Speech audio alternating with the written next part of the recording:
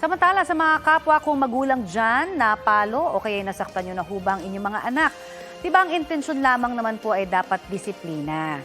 Isinusulong sa Kamara po ngayon na ipagbawal yung physical punishment dahil may masamang epekto raw yan sa mga bata sa katagalan. Balitang hatid ni Lay Alves. Sa kamay umano ng kanyang mga magulang, namatay ang 8 anyos na lalaking ito sa Pasig City noong 2022. Pag-amin daw sa pulisya ng kanyang ina't amain, pinagpapalo nila ang bata ng tsinelas dahil hindi raw tinapos ang mga module sa eskwela. Namatay siya sa blunt traumatic injury sa tiyan ayon sa autopsy report. Sa datos ng World Health Organization, 3 sa bawat 5 edad 2 hanggang 14 ang nakararanas ng corporal o physical punishment mula sa magulang o tagapag-alaga. Bukod sa pinsalang pisikal, apektado nito ang mental health pati development at performance sa eskwela ng bata. Maaari ring sila mismo maging marahas. Kaya sa inihaing panukala para sa positive parenting sa Kamara, gusto sanang ipagbawal ang pisikal at mapanghiyang paraan ng parusa sa mga bata. Ang isinusulong ay positive at non-violent discipline.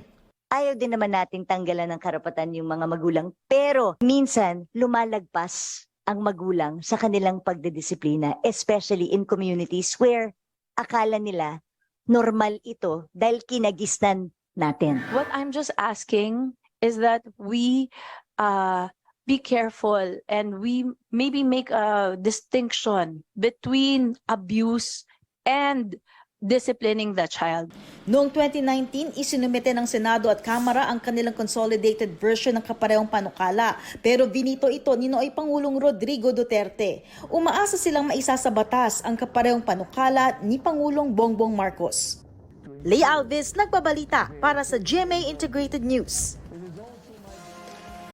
Maging updated sa mga maiinit na balita, maaari pong mapanood ang Balitang Hali at iba pang award-winning newscast sa youtube.com/GMA News.